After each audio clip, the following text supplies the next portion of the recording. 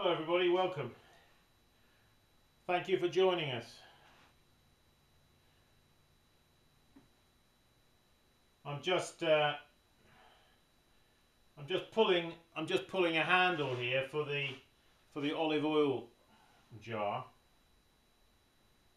and I need the handle not to be too wide, so it's a kind of small handle. And you know what it's like when you're pulling handles. It's difficult, isn't it, sometimes to sort of squeeze your hand and your fingers together to get that right combination of pressure to get the kind of handle sometimes that you want. And sometimes doing like a smaller handle is that much harder, more fiddly. Okay, I'm just going to put that handle over there. Let's do one more. So I'm going to bring down some clay, squeezing. Now you should, when you're pulling handles like this, use clay that's a little bit stiffer than you would if you were throwing, okay? Just bear that in mind. A touch stiffer.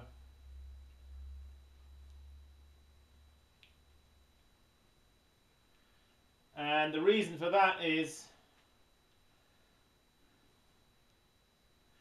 the main cause of cracking that you get when you add a handle onto the body of a pot is the greater the difference in hardness between the pot and the handle, the more likely you're going to get a crack occurring at the top or at the bottom.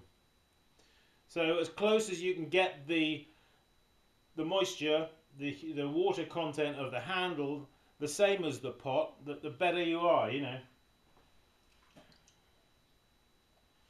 The best combination is wet to wet, if you get me. You'll get the best adherence and the least amount of cracking, or you won't get any cracking. And of course, as far as cracking is concerned, cover your pots afterwards. When you put the handle on, cover them up, and then let them dry slowly, and you should avoid cracking. Okay, well, I've got myself 3 little handles I've pulled there, and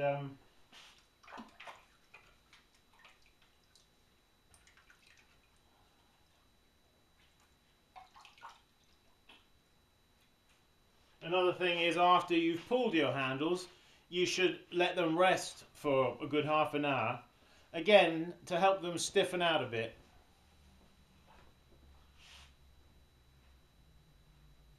So, you remember our olive oil jar that we were doing? And one of the things I wanted to do was to cut off the spout. So, it's going to get down here on the wheel, and or the wheel head, so you can see me down there. And I'm going to need a blade of a knife.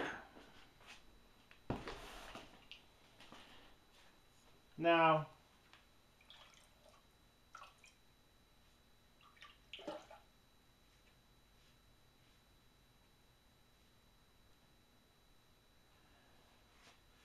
that's one kind of knife, isn't it? These here are different kind of knives. These are more like craft knives.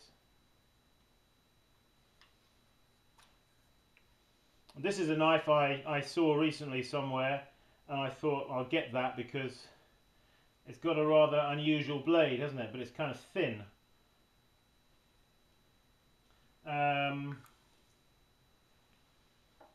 So we might use that one. I do have, let's see,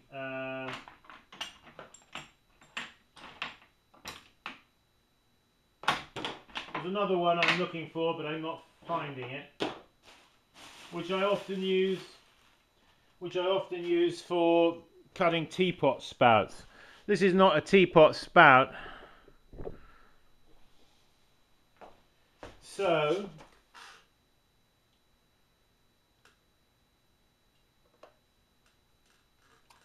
I'm going to try using this guy.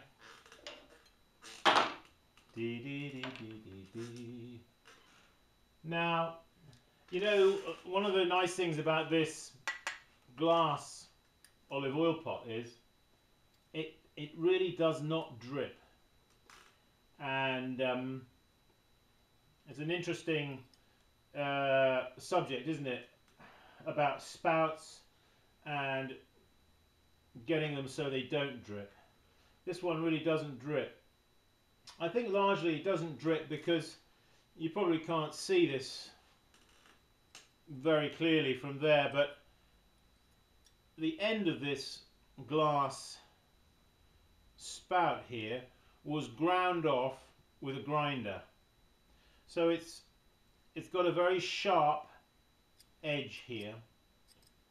The other thing to note about it is that, you see, when you've poured like that, I'll put my finger over it so it doesn't go everywhere, but you see, when I bring it back to the vertical, the remaining oil here flows back down the spout, you see, back down into the chamber. So, just some food for thought there. Now, my thoughts are that I think my hole here, my hole is too big. Well, it's a bit late now, Simon, to tell us that. I don't know if you can notice, but you see, my hole is somewhat bigger, isn't it?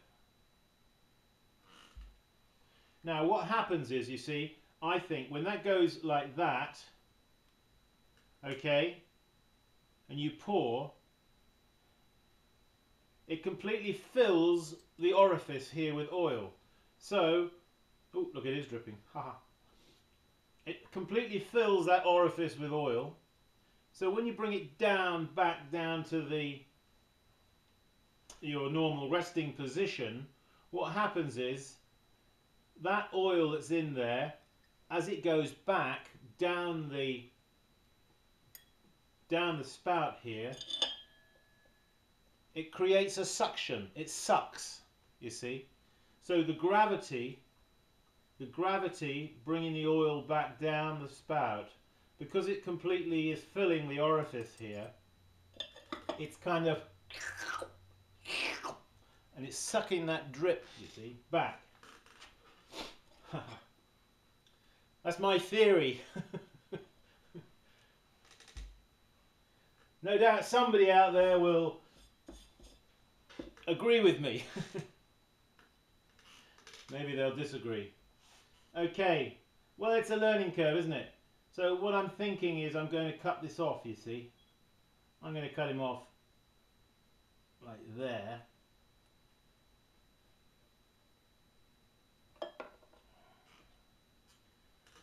Aha.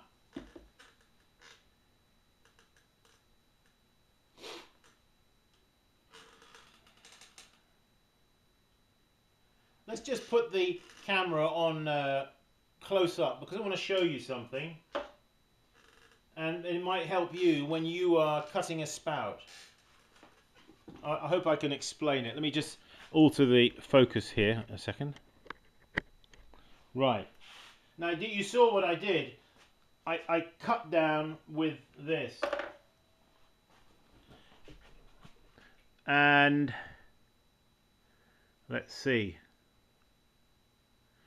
Now, can you see? There's the piece I cut off. Can you see what's happened there? As the blade went down through, as it got near the end of the cut, it broke off a bit of the That went there. So as I cut down, it broke off a bit, you see. It tore it. So it's actually, I mean, what I'm saying is that's not good. But how do we stop that happening, Simon? Okay, well, what I should have done, when I made that cut, I should have put my finger underneath to support the clay, so that as the blade came down through, it cut cleanly and didn't break away just at the last moment there. That's just something to bear in mind.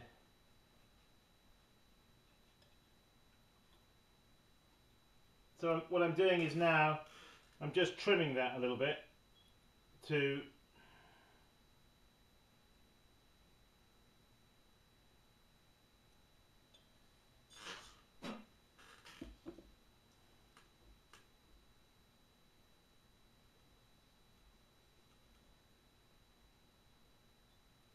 yeah.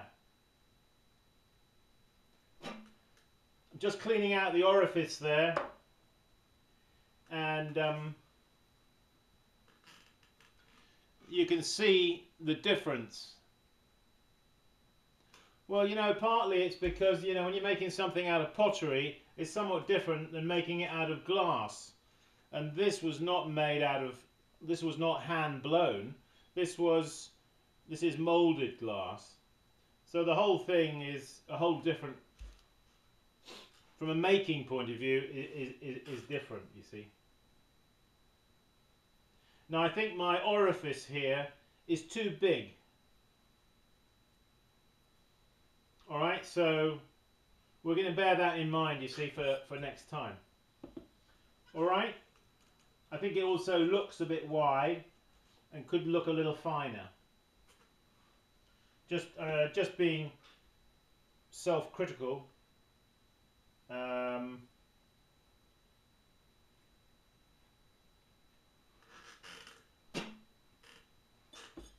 Alright, so what I want to do now is attach the handle.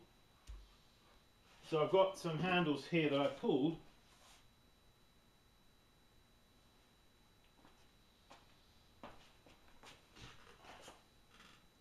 Okay, so we're going to use the glass one as a sample, and as you can see, that the handle here is springing off of this middle section here, just down from the top. So I'm going to take my fingernail and I'm going to scratch there for a point of attachment. Now you can do that with your thumb, with your fingernail, dip it in your water pot, and I just actually cut my fingernails only about 5 minutes ago, so my nail is not so good, not so much nail there at the minute. But now make sure you put your handle dead opposite the spout, okay?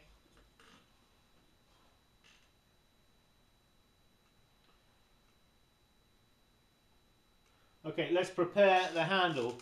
So the thick end of the handle, I'm going to use my thumb, the knuckle of my thumb, and I'm going to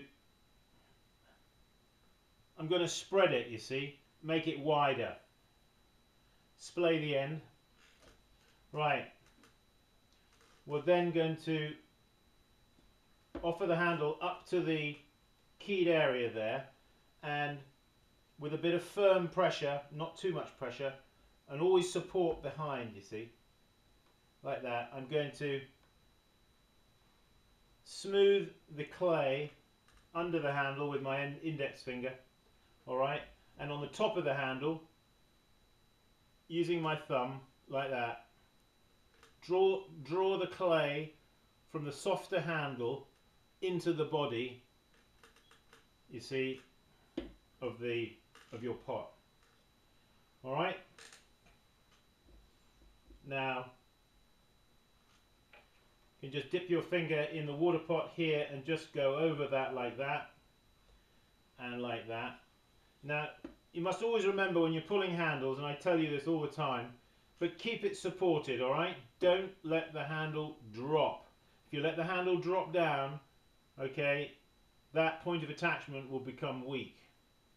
So always keep the handle perpendicular to the vessel, alright? As you move it, you see it's still perpendicular. So I'm now going to take it, put it in the water pot, alright?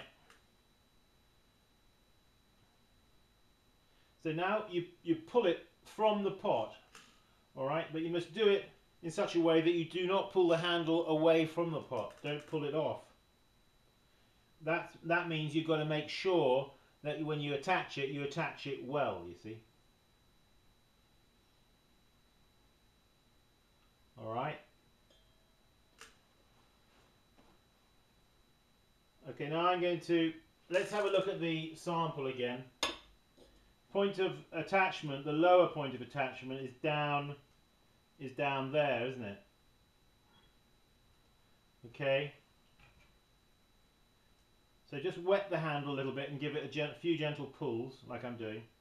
Okay, then hold it by the end of the handle, alright, and let it come around.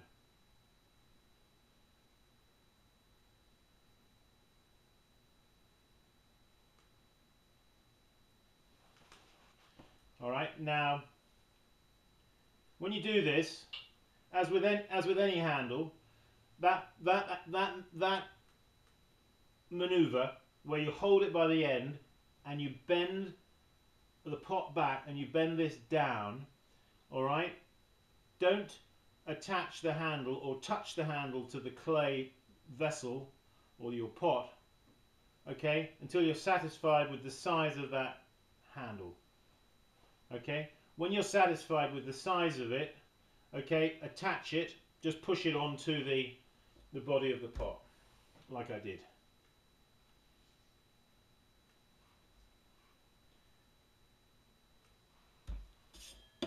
Okay, what is left to do now is to finish this tail here, and using not a wet hand, neither a dry hand, but an in-between hand, moisture-wise I'm talking about, getting the humidity about right. You're going to take that clay, this is how I do it, and you smear it away like that, you see. Then I turn it like that, get that moisture right. Steady push the clay away like that. Okay? Let's have an up close of that. I'm going to show you that.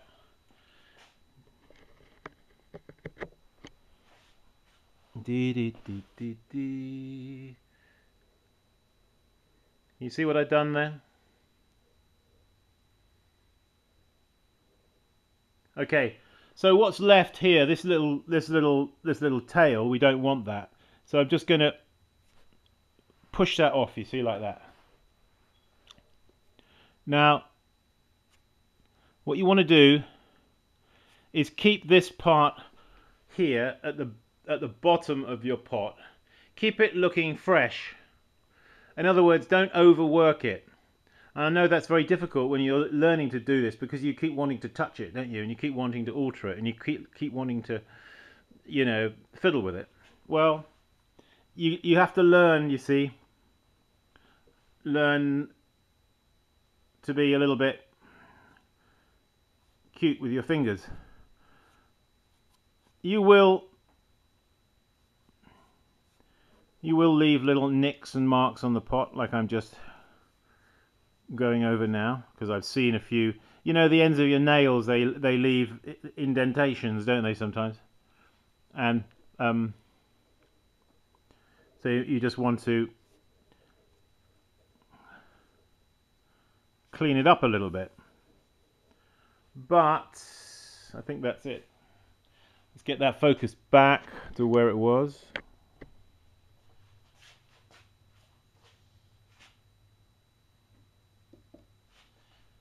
So all that remains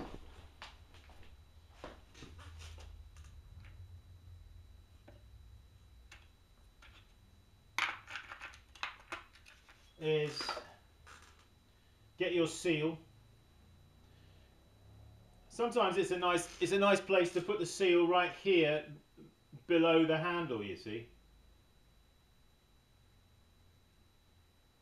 Push the seal in there. Okay folks, well that's it.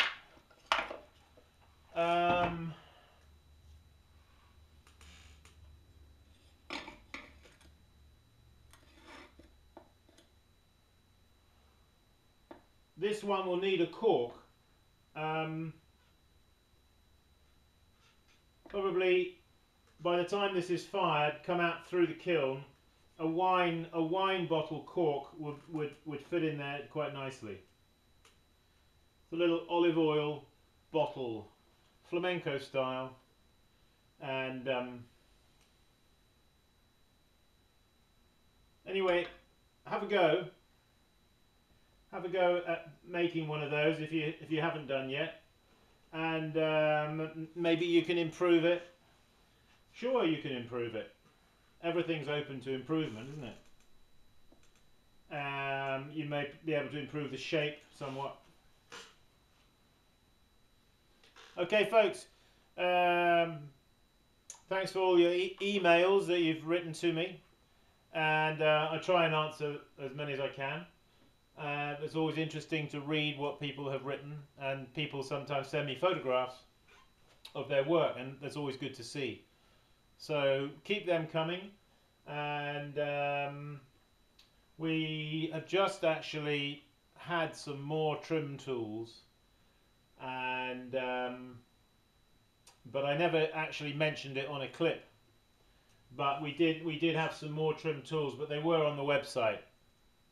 But they're sold now, so I'm getting some more made, and hopefully we'll have some more, maybe in a couple of weeks or 3, I don't know.